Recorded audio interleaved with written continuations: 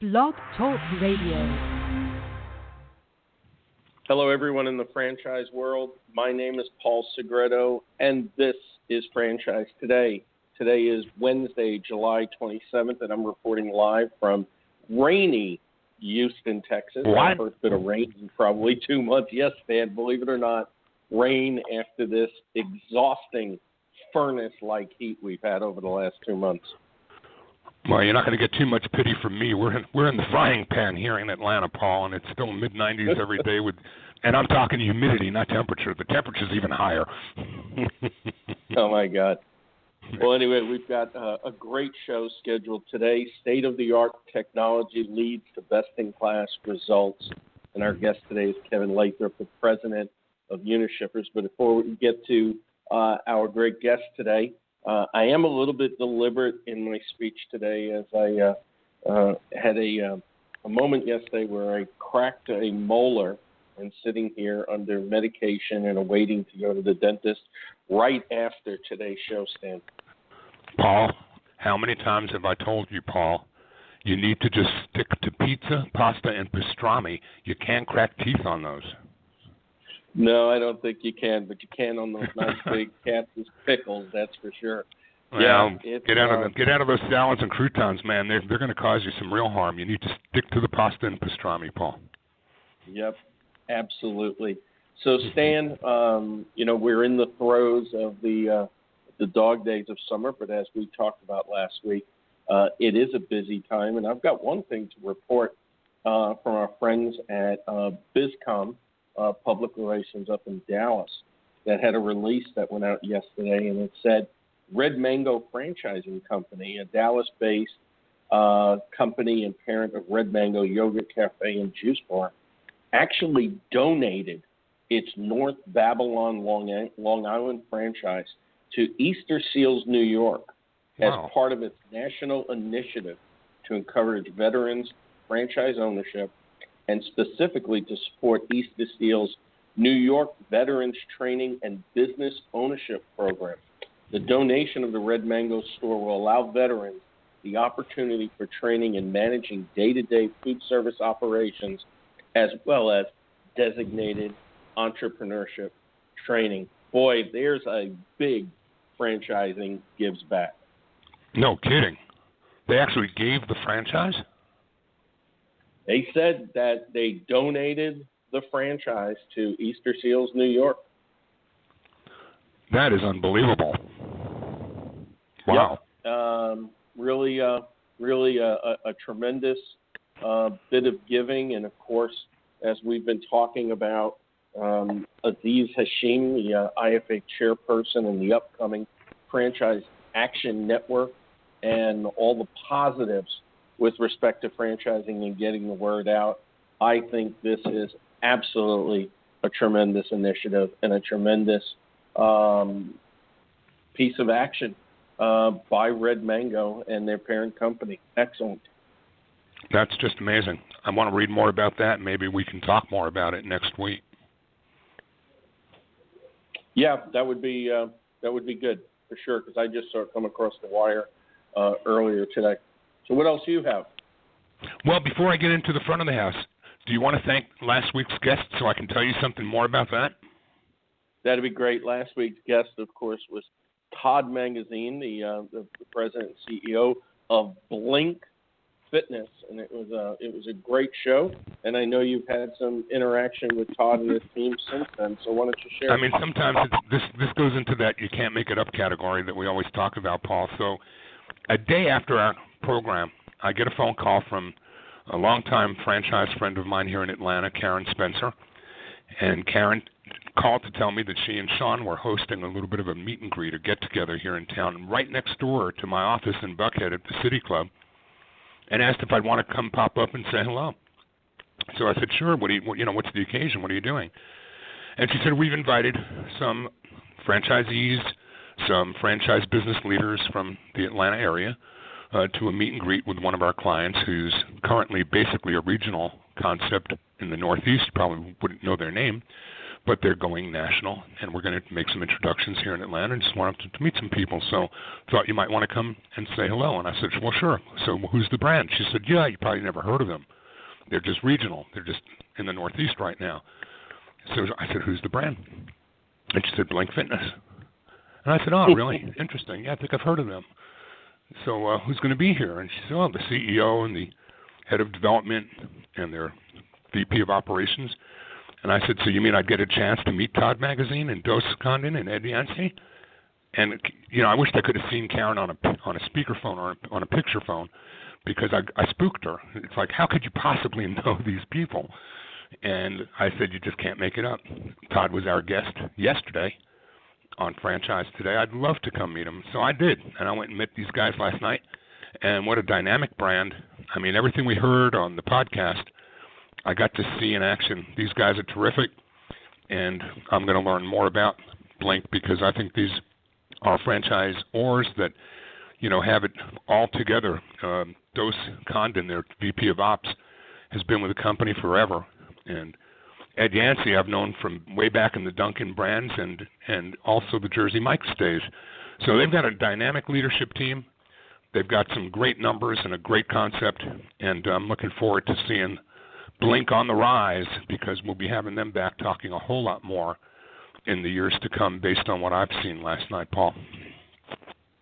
That's really great. Yeah, you can't make that up. When you had called me last week and told me the story right afterwards, I mean, and just a few days prior, as we were preparing for the show, we were both trying to figure out where Blink was and where they came from and who this gentleman was at the helm, and it really is something that you can't make up. That's really a great story.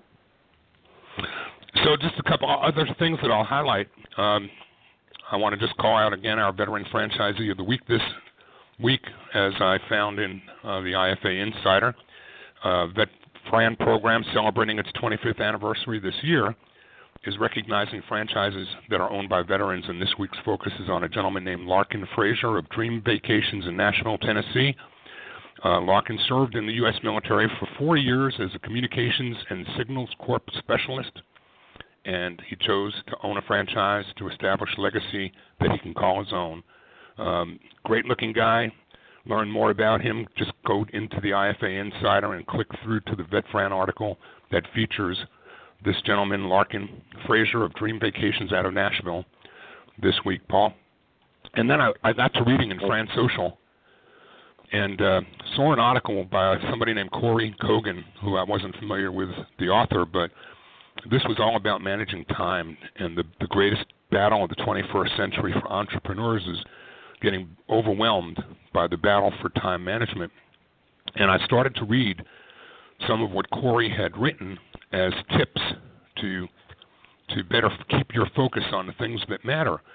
And as I looked at some of these subsets, acting on the important, not on the urgent, going for the extraordinary and not settling for the ordinary, schedule the big rocks instead of just trying to sort gravel, I started to get a bit of a Covey feel of this. Rule your technology, don't let it rule you. Fuel your fire so that you don't burn out. And then I get to the end and see that Corey Kogan is the global practice leader for organizational development with none other than Franklin Covey. What a surprise.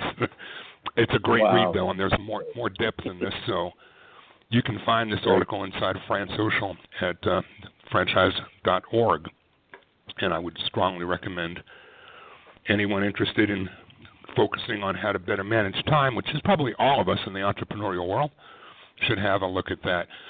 Another thing that caught my eye, Paul, was probably something that nobody has found yet, so we're going to break new ground here on Franchise Today.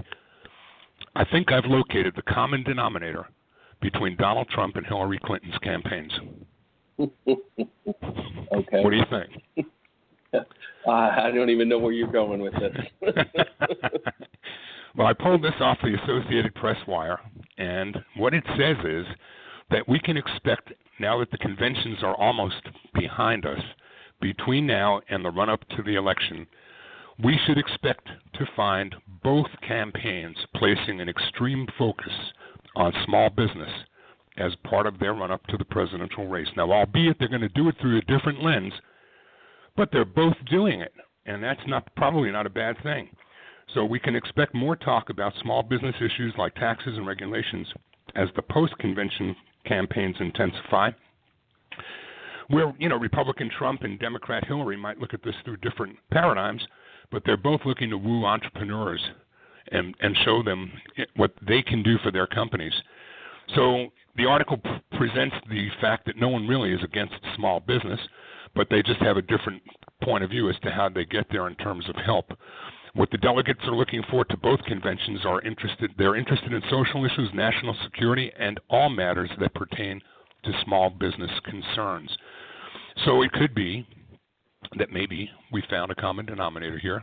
They're going to come at us a little bit differently. The intangibles are going to be a lot different for Trump than they may be for Hillary, but they both seem to have a keen interest in making small business owners understand that they each believe that they've got the keys to the castle in terms of fulfilling the needs of small businesses, franchised and otherwise, in America. And I've got to believe that even if neither of them is right 100% about what it is they would plan to do, the focus that they put in a positive light as an offset to some of the noise we constantly hear from NLRB, joint employer, and all the other issues that are going on, might be a good thing. What do you think?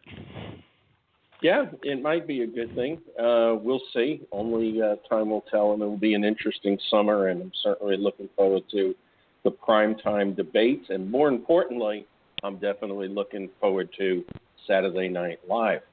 So as we move on, I want to give one last shout-out to a dear friend of Franchise Today and somebody that's always giving back to franchising. And I'm talking about none other than Dina Dwyer-Owens. And she announced today that under the Women in Trade initiative at the Dwyer Group, they signed down their first female franchise owner from Mr. Electric brand. So really great. You know what? If Dina put her name on the presidential ballot, I might just vote for her. So without further ado, I'd like to get into today's show. Read an interesting quote by our guest, Kevin Lathrop, who's the president of Unishippers. And he says, we take pride in being able to provide industry-leading products, tools, and resources that our franchisees need to keep them at the forefront of the industry year after year. And that falls right in line with today's title of State-of-Art Technology, leading to best-in-class results. Kevin, welcome to Franchise Today. Hey, thank you very much. Appreciate being here. So the first thing that, I'm sure a lot of our listening audience is probably unaware of with Unishippers is this entire logistics, third-party logistics industry. And before we get into, talking about you and the brand, if you would just preempt this by just explaining to us and to our audience what third-party logistics industry is. Sure, that's a great question. Not real familiar to a lot of people. So what third-party logistics companies do is they aggregate shipping volumes, and they connect shippers with transport providers. And in the case of Unishippers, we segment our various transportation modes. For example, we partner with UPS. We're an authorized reseller of UPS for a small package. So you enroll in Unishippers through one of our franchisees, and as you enjoy the benefits of Unishippers, local customer service, cost savings, multi-branch. We have a whole value proposition that's very specifically tailored to small and mid-sized businesses. You'll prepare your shipments online, real intuitive website. UPS will come to your place, pick them up, put them into their network, and deliver them. You may also use heavier transportation providers. Perhaps you have a couple pallets that you're shipping out. You're perhaps a small manufacturer. You have some pallets coming in to get your supplies that you need to assemble into finished product, and then you need to ship the finished product either to inventory or to retailers. What Unishippers does, again, is you go on our website. We have 30 grade A, less than truckload carriers, and we bring those carriers to SMB customers, and we do it all with a single contact, a single invoice, and we make it really easy for them. So that's what third-party logistics is the company that stands between the transport providers and the shippers that actually have freight and packages to move. So this is really interesting because this is not the kind of a franchise business that anybody would wake up today saying, I think I'm going to get into third-party logistics and go look for a franchise in that space. Why don't you tell us a little bit about how that happened for you? What brought you into this business in the first place, and how did you rising through the ranks get you into the franchising business? Yeah, great question. So it was actually back in 1992. I've been doing this for a long time. The company celebrates its 30th anniversary next year, so the company's been around a while. I've been around going on 25 years now.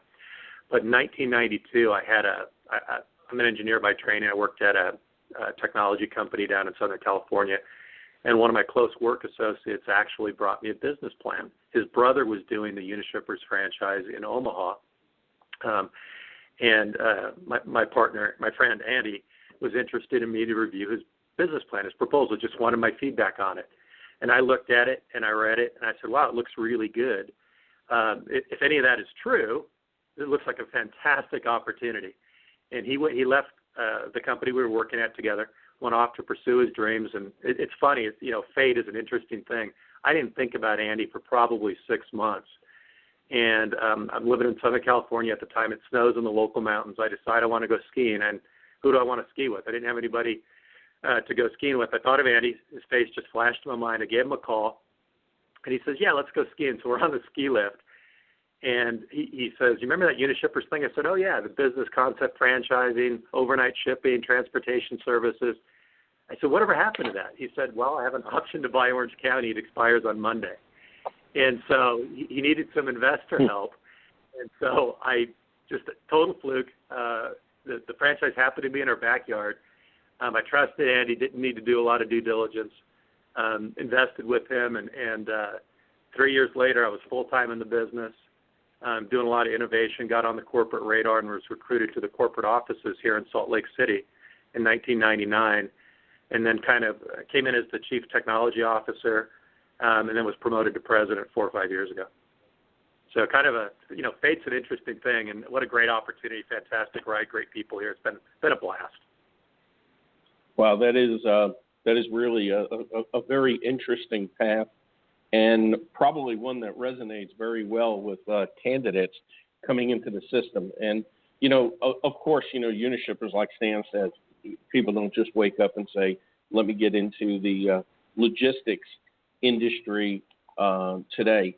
So, I'm sure that when they start coming into the pipeline and, stories like this that really resonate very, very well. So you mentioned that you provide services for small and medium-sized businesses, and I know in some of the research that I've been doing, obviously technology plays a big part in the proposition. So what kind of benefits does Unishipper provide to its target audience, to its target client or customer audience, that possibly other brands in your space don't deliver, or maybe you deliver a step or two above? Yeah, that's a great question. So what Unishippers does is we really design, I'll just start with the technology. There are 8 what we call platinum services, and they're all designed with the SMB in mind. So one of the significant differentiators with Unishippers is that we target our solutions to that SMB customer primarily. It doesn't mean we don't have some larger enterprise customers. We do, and we serve them very well. But there's a much more competitive set of options out there, and we are very competitive with that. But we've really found the sweet spot with these SMB customers. They're largely underserved by carriers directly, and we've found ways to really make their life a lot simpler when it comes to their need to transport either product or contracts, those types of things. And so one of the big advantages, we focus on that SMB customer. And another thing we have is we were the first of only 2 authorized resellers for UPS parcel service.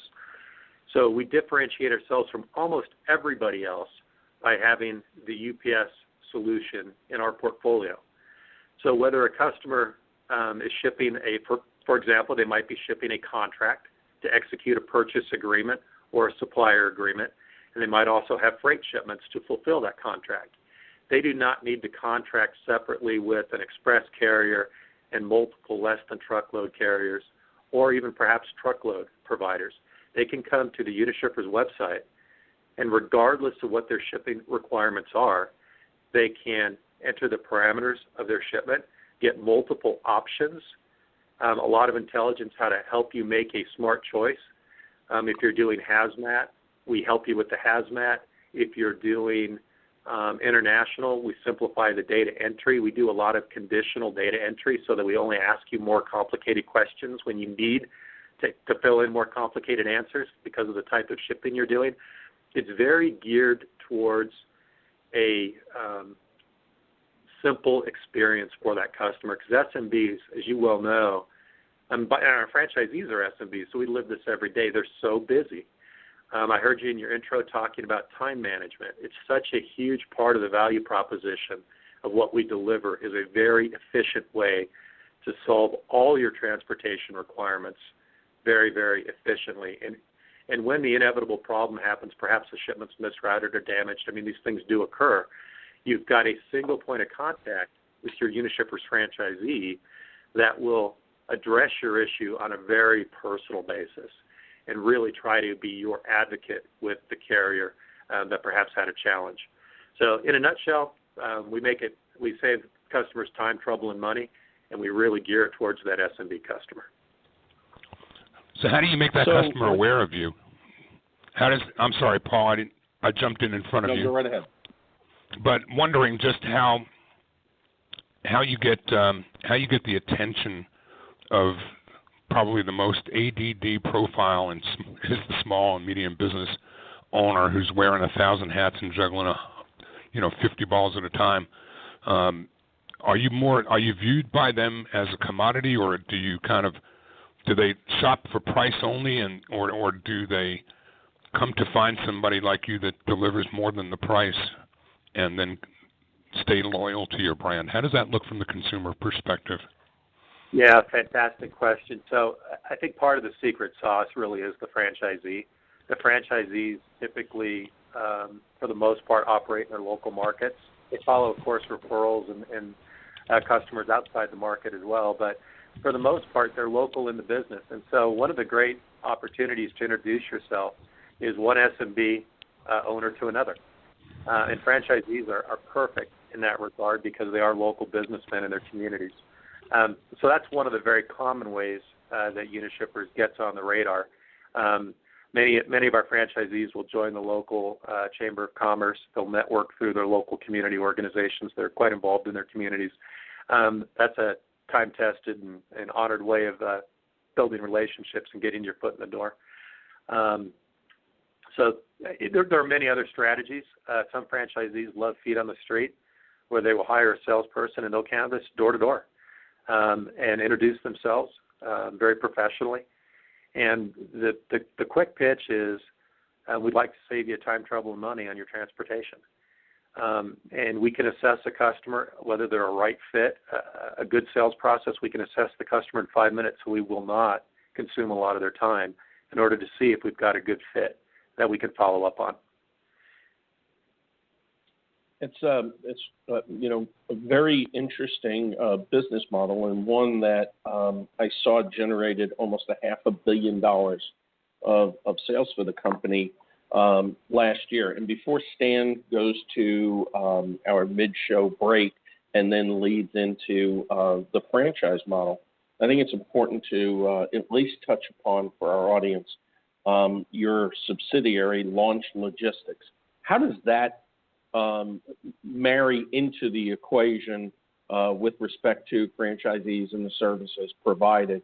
And then that'll give us kind of a clearer picture as Stan goes into the franchise model. Yeah, Launch provides a number of benefits to the franchise system. Launch is about 10% of the system right now. So it's a small but important piece of our total business. And some of the benefits of Launch that are really tangible, I think the first and foremost is that we're drinking our own whiskey, so to speak. We live just as our franchisees do. Launch goes to market, introduces the products to our customers. Launch is a little more telesales oriented, but still introducing the services to SMB customers. They have to use our sales tools. They have to use our tech tools. They have to use the customer service tools. And what we found is it really prevents us from suffering from the ivory tower syndrome, where we're not assuming we know what's best. We actually live in the same exact world that our franchisees do. And so we make significant improvements and investments, both in technology and process, in training, collateral material, and marketing, based on direct experience with Launch. So Launch does that. The second thing that's really important is that having Launch operating the same business model as the franchisees, it really stimulates the ability to invest further in the business. When we look at various options for investing in future growth, which we are all very intensely focused on sustainable long-term growth, which requires smart and continuous investments, Launch actually creates first-order benefits to those investments so that we can get quicker ROI and therefore invest further in growth in the future. The third and significant tangible benefit is that Launch adds scale to the business. And as a third-party logistics provider, size really does matter. We need to maintain enough purchasing power to maintain what we call Tier 1 status. And that's a simple way of saying we get the best pricing from the carrier partners. And there are competitors in that space, and size matters, and Launch contributes to that mass and that growth. And so a lot of benefits to the overall system with Launch. Great answer, and much appreciated, Kevin. We're going to come back on the other side of our break, and before we even dive into the franchising side of the business, we're going to talk a little bit about the different tiers of opportunities that you provide, because it's not just franchising, but we'll get into that with Kevin in just a moment. This is Franchise Today. I'm Stan Friedman, along with Paul Segreto, and our guest today, Kevin Lathrop, CEO of Unishippers. Franchise Today is brought to you by the Franchise Foundry, a business accelerator boasting more than 30 years of experience, helping emerging brands bring sustainable growth to their franchise systems.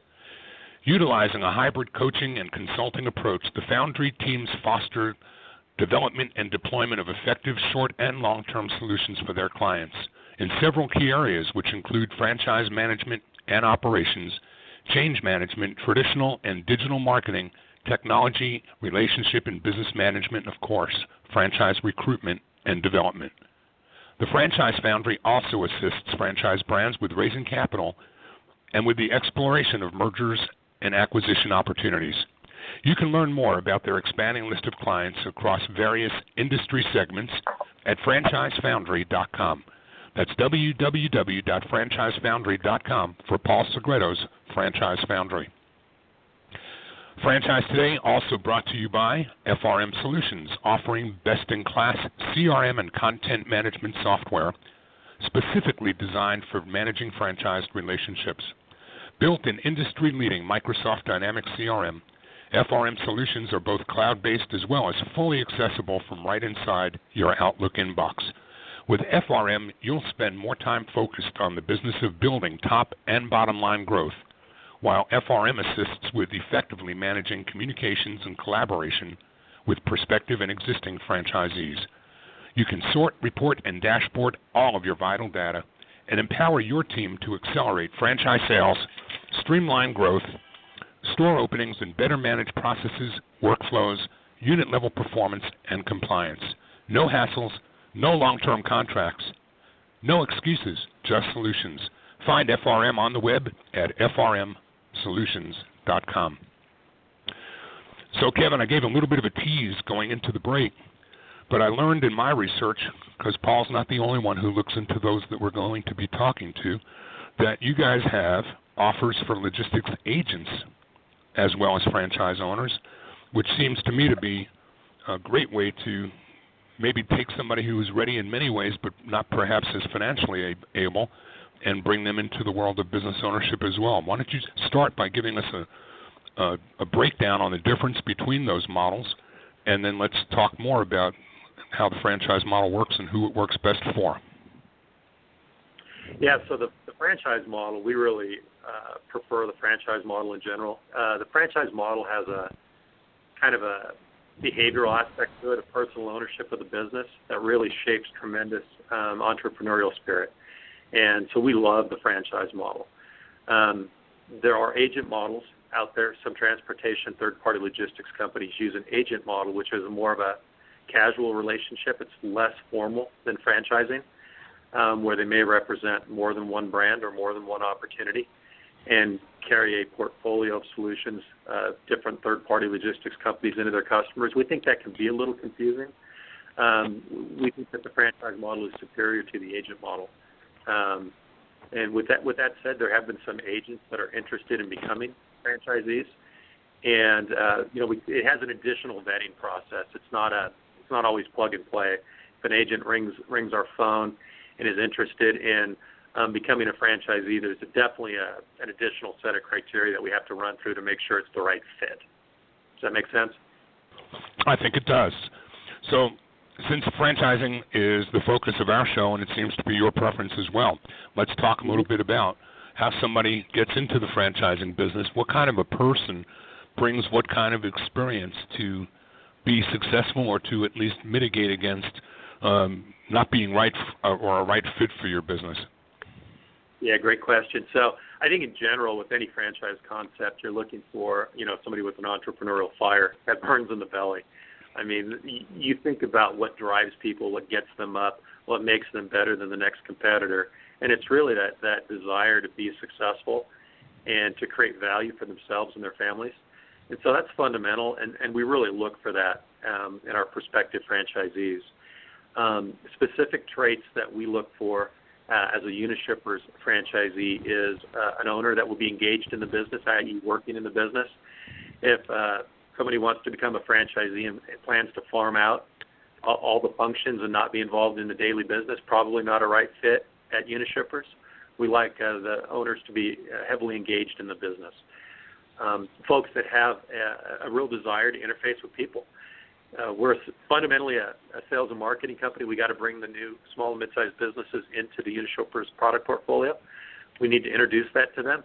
And so the franchisee needs to be the one that does that or develops the sales force underneath them that can properly market the products and services that Unishippers offers. So fire in the belly and somebody that likes to get out there, meet people, and introduce the product to new prospective customers.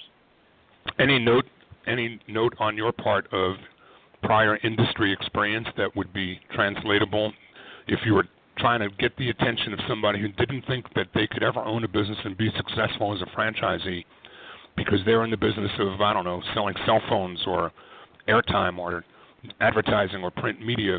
What kinds of past life experience might you find somebody and attract them to learn more about you because they bring with them the skill sets that you're looking for?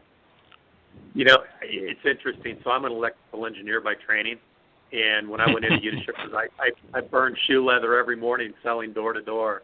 And if an electrical engineer can be successful in a sales and marketing oriented company, I think the door is wide open to anybody, frankly.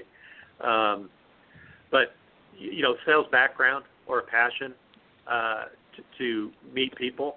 If you're a total introvert, probably not the right fit, unless you've got a way to overcome that. But if you've got high drive and the willingness to put yourself out there and accept no's, you might get 5 no's before you get to your yes, where your customer tells you, yeah, I'm interested in your services. You've got to have the mindset that allows you to be successful in sales.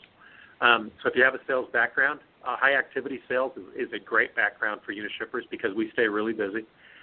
Folks that have done that, great fit for Unishippers. Some husband and wife combos are fantastic as well, where perhaps one of the spouses is more administratively customer service oriented. There's a great call in Unishippers to take care of the customers. We do provide tremendous customer service to our franchisees. So we've seen husband and wives be very successful, where one is very much sales oriented and the other one is very much customer service and administration oriented. That can be a phenomenal fit for Unishippers. So we know Unishippers started off 2016 on a high note as the company once again closed out the previous year with overall sales revenue growth the addition of 20 new franchise owners in early January, and continued its impressive climb up the ranking of the prestigious Entrepreneur Magazine Franchise 500 and actually landed in the top 200. But as franchise candidates come into the mix, they also look at something else besides just an impressive growth climb. And I'm referring to the top franchise satisfaction award winners through Franchise Business Review. And one of our segments of Franchise Today featured Eric Stites, the CEO of Franchise Business Review. And we know that those top franchise awards are annually given to franchisors with the highest overall franchisee satisfaction. And, of course, that's according to the feedback given from the franchisees of the system. And Unishippers was once again recognized as a top franchise opportunity for franchisors, for entrepreneurs considering business ownership. And that's for the 7th consecutive year of satisfied franchisees placing Unishippers in the top 50 franchises in the 250-plus unit class category, and number 8 in the business services category.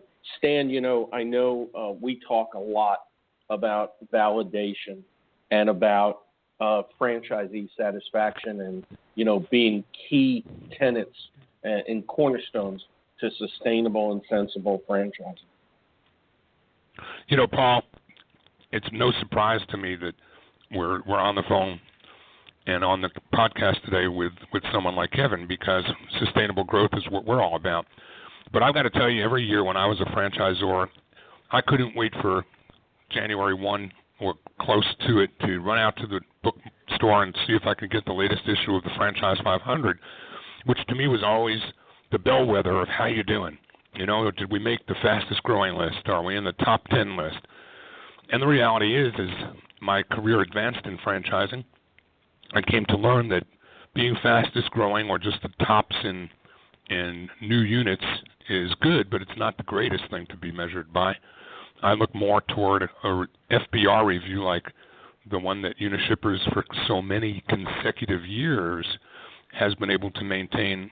And that tells me a whole lot more about the franchisees, the culture, and the unit economics and success within the system, because being biggest means you can grab more checks. You might be great too, but it doesn't assure that. Getting a consistent FBR top 50 rating and being in that tier of recognition tells me just a whole lot more that the franchisor's eye is on the recurring revenue lines, not just grabbing initial franchise fees. Kevin, how does that stack up? Am I about sizing that up correctly from where you sit? Yeah, I'd say you're nailing it. We definitely want to expand our franchisee base, but I can guarantee you it's not to get the franchise fees. The expansion of our franchisees and growing the number of franchisees is really about adding mass to the Unishipper system to really secure our really strong position in that third-party logistics space. That's such a fundamental business rationale for us and a need to grow that drives our action. So I think you're nailing it. And with respect to the reviews that we've received in 7 years in a row, as you pointed out, that's really about the franchisees. They work hard. I'm telling you, they work real hard, and they create their future every day, and it's working out for them. We have I'll just give you a little color on how we work with franchisees. We have a fairly collaborative approach. We use what we call the council method, where we create the sales advisory council or the technology advisory council, the president's advisory council. We work with various groups of franchisees in different subject matter areas, again, to avoid the ivory tower syndrome and really to strengthen relationships and to make sure we're working on the right programs and building the right future with a lot of collaboration from franchisees. And I'll tell you, it's not easy all the time. You're working through some tough stuff sometimes through some of these collaborative activities, and it's not always, sexy to be working on these committees. But I'm telling you, both I think the franchisees will tell you too, it adds so much value to the future that it's worth the energy that everybody has to put into it. And that's a big part of why I think the franchisee satisfaction is high, is because they are engaged in shaping the future of Unishippers. So why don't you give us a snapshot of a day in the life of a Unishippers franchisee, and do they go to an office? Do they work from home? Are they in a warehouse? Give us just a quick snapshot of what the world might look through the eyes of a typical franchisee on any given day. Yeah, so there's some franchisees absolutely work from home. If you've got a phone, a computer, and a good internet connection, you can run this business from a desk anywhere, which is one of the big attractions for new franchisees. Some franchisees go to an office. They'll have an office with maybe 1 to 30 employees, somewhere in that range, depending on their maturity in the business. And what we train franchisees to do is maintain a sales cadence, a real intentionality, be very intentional about your sales. So they might spend between 8 and noon, whether it's cold calling on the street, following up on phone leads or internet leads, but they will be doing sales activities from 8 to noon. And enjoy a lunch, and in the afternoon, perhaps they'll be working on some customer service follow-up activities, or working on sort of the business aspects. I mean, there are, just things you have to do as a business in America, make sure your insurance is correct and getting your accounting done, those types of things. They might spend some time in the afternoon on that, doing customer service and, administrative functions for the business. They'll definitely be taking care of customers. One of the advantages of Unishippers that the franchisees bring is them on the end of a cell phone for their top customers. Top customers will call them up and say, I have an opportunity or I have a challenge, or can you help me with this I've been thinking about, and they'll have a question, and that's when our franchisees really shine, is when they take those calls to take care of one of their great customers. And talk about, franchisees shining and looking ahead towards the future. You were in an interesting position, leaving the aerospace industry, becoming a franchisee, and then, of course, entertaining and following through on becoming a corporate executive with Unishippers.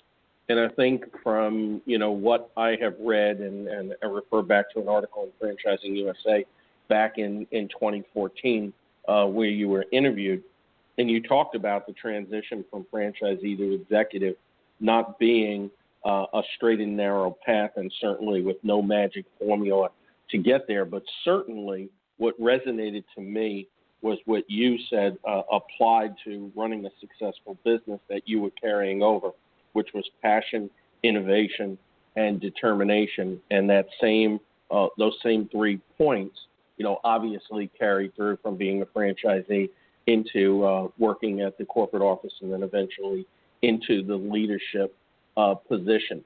And I imagine that a lot of the Unishippers franchisees probably are coming from, white collar backgrounds with business development experience, probably some technology experience, and are used to corporate America. How do you, as the leader of the organization, instill those, characteristics of passion, innovation, and determination to get them to, build their business, beyond just a local business and more to a type of enterprise, maybe something similar to what they were doing before? Yeah, it's a great question. And the way I think about that is I don't think we can, put these things into people. I think we can sort of fan the flames. Passion, it's an internal thing. And so we look for franchisees that have that. And there's lots of things we do to recharge the batteries and fan the flames of their passion in our annual conventions and our trainings, et cetera. So we work on that all the time. But it's an innate characteristic that our franchisees have. I can't take any credit for that, but we do try to keep them fired up and give them new things to be excited about. The innovation piece, it's so much about creativity and listening to the voice of the customer and listening to the voice of the franchisees, because they're in the field hearing what the opportunities are. And I'll get these crazy phone calls, and they're kind of fun, where they'll be telling me, Kevin, if you could only do, and I love these calls because you never know what the next sentence is going to be, and sometimes it's absolutely crazy. And sometimes it's wonderful, but either way, people are being creative and they're sharing it and they're putting themselves out there to share their ideas, and it's phenomenal. So that's where the council method really tries to gather those things effectively, filter them out, and make the investments, the smart investments, on what we do choose to innovate in. And then determination, that is just it is a Unishipper's attribute that's pretty strong. Things aren't always perfectly smooth. You zigzag, you have to take corrective action, you set a strategy, you have to reread the tea leaves and make adjustments. I mean, that's just good business. And if you have a bad day or something isn't perfect, you get up the next day and you get after it again.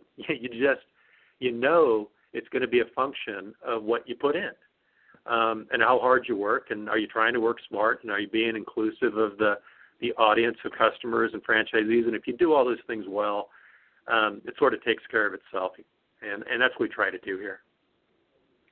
So, obviously, taking you into the corporate office and eventually into the leadership role, it's really an attribute that Unishippers, went and searched, inside its organization as opposed to, looking outside its organization. And I think, many franchises, are looking more and more at that. And for the benefit of the emerging brands, and we have many emerging brands as loyal listeners to Franchise Today, what would your advice be as to looking within the organization, even down to the franchisee ranks, for somebody to fill out the brand's management team? Yeah, I think it's a good practice. It's interesting, when it was done with us back in '99, some of the advice that we had heard was, it can be a problem having franchisees as executives. And we really disagreed fundamentally with that. Excuse me. We saw it as an advantage of having people that had walked a mile in the moccasins and had really experienced the marketplace and the product and the brand in a very, very real, daily existence. I think there's tremendous value in that. And so obviously we got through that. We hired multiple franchisees have come to work here and now are in the executive suite at Unishippers. In fact, there's 3 of us here that are in that scenario. And I think it is definitely something that every franchise organization should look at. It doesn't mean they have to, but they really need to be intentional and assess it. There's a lot of good diamonds out there. I wonder too, I heard you mention the voice of the customer earlier.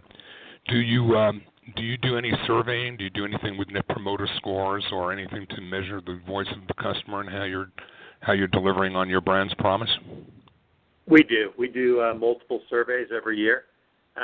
We do a general survey approximately every 2 years and multiple specific targeted surveys, perhaps about our marketing or our technology, the website, feedback on functions, features that customers enjoy or want modified. We do those routinely because franchisees are a great source of feedback. We also want to hear directly from the customers as well. Yeah, so we have a great director of marketing. She runs that, and she does a great job getting that data, each and every year. And just as a follow-up to that, as you're fine-tuning your decisions for selection of franchisees, whether you're bringing people into your organization from the outside who have never been part of corporate, or even those who maybe were part of the corporate world and decided that they wanted to own their own businesses and perhaps own their lives, do you do any kind of assessment or evaluation research on your candidates? Do you have any kind of a, not necessarily past experience profile, but maybe attribute profiles of knowing what your best franchisees may all have in common and then going out and seeking more of those through any kind of assessment tools? We have in the past used what we called, the predictive indices, where they take an online test and try to map them into the profile of successful franchisees. We didn't find we actually got a better answer, and I think it's because varied backgrounds can all work at Unishippers. If they have that fire in the belly and the willingness to do the high activity that is required of a Unishippers franchisee, i.e. sales and customer service, if they can do that, they're going to rock and roll in our world. So it's more about fundamentally, are they the person that's got that fire and is willing to apply it in sales and service? And if they've got that, boom, it's going to work out. Awesome. Well, I'm going to ask you to ask us any questions that you think we may have missed in our conversation today, Kevin, before I close by asking you to tell everyone how they can find you. But is there anything that you'd want to bring forth that Paul and I might not have hit on that you'd like to leave with the audience as a nugget or a thought as we close? I'll just take a high-level pitch to prospective franchisees. And first of all, I applaud any prospective franchisee that's listening to the podcast.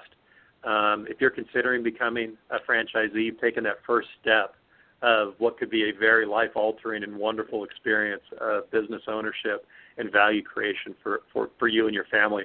I personally believe that business ownership remains one of the best routes to building value and wealth in America and securing a future for you and your family. So if you're thinking about being a franchisee, do your homework, explore the options, find the right fit, and follow your passion. You'll have a blast. I always say second to money, the passion is the most important thing that a prospect can bring to any franchise business, Kevin, and I'm certain that you would agree with that as well. Help us tell our audience how to find you if they've got more questions and want to learn more about what we've been able to share in our limited amount of time today. What's the best way for them to reach out to you? Super easy. Just go to unishippers.com and go to the franchising section. And we have a tremendous amount of content, day-in-the-life stories, a lot of information about the company and how to hook up with the folks that you can talk to and learn more. You'll find a lot of great info there. Can't thank you enough, Kevin Lathrop, who is the president of Unishippers. Great story, great success, personal success story of his own within the growth of the organization. And what a better way to invite others to pursue a career where you can lead by example. Thank you so much for joining us today, Kevin, and all the best to you through the rest of 2016 and beyond. Well, thank you, Paul. Kevin, thank you. Appreciate it. Yeah, enjoyed being here today. You guys have a great afternoon. Thank you. Well, Stan, we're wrapping up another show, and just want to give our listening audience an idea of what we have coming down the pipe.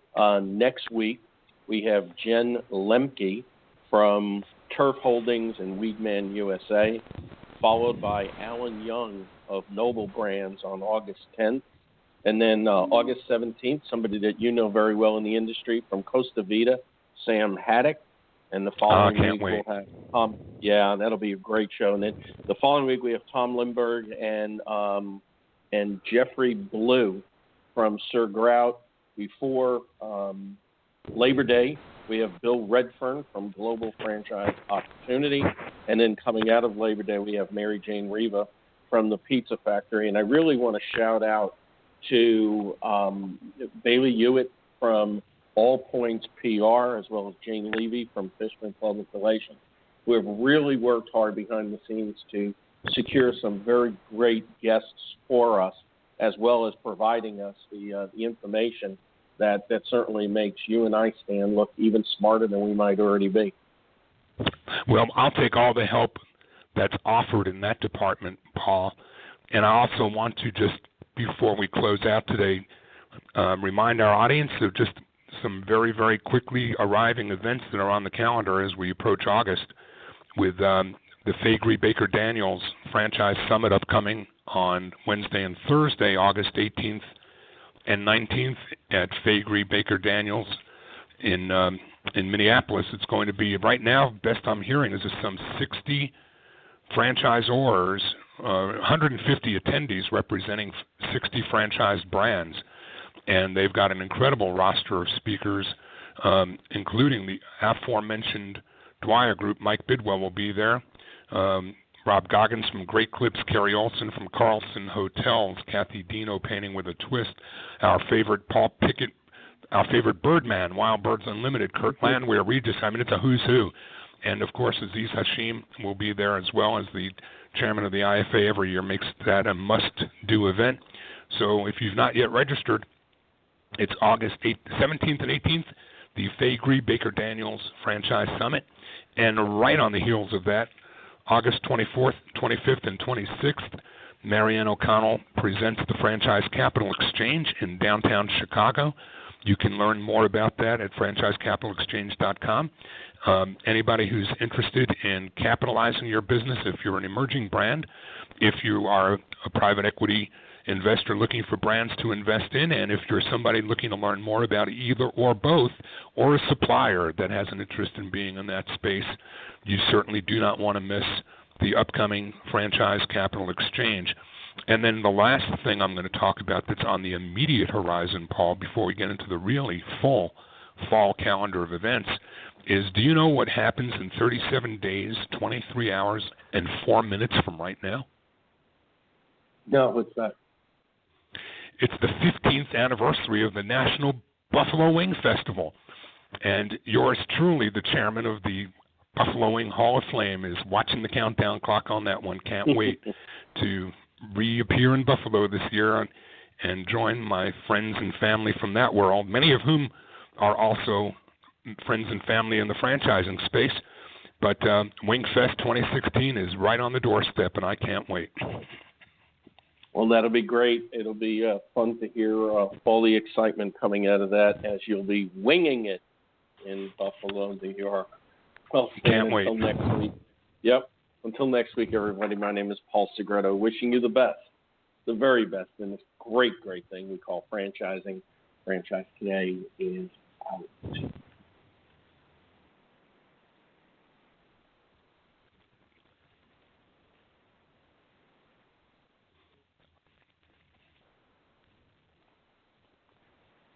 When you're part of a military family, you understand sacrifice and support. At American Public University, we honor your dedication by extending our military tuition savings to your extended family. Parents, spouses, legal partners, siblings, and dependents all qualify for APU's preferred military rate of just $250 per credit hour for undergraduate and master's level programs. American Public University.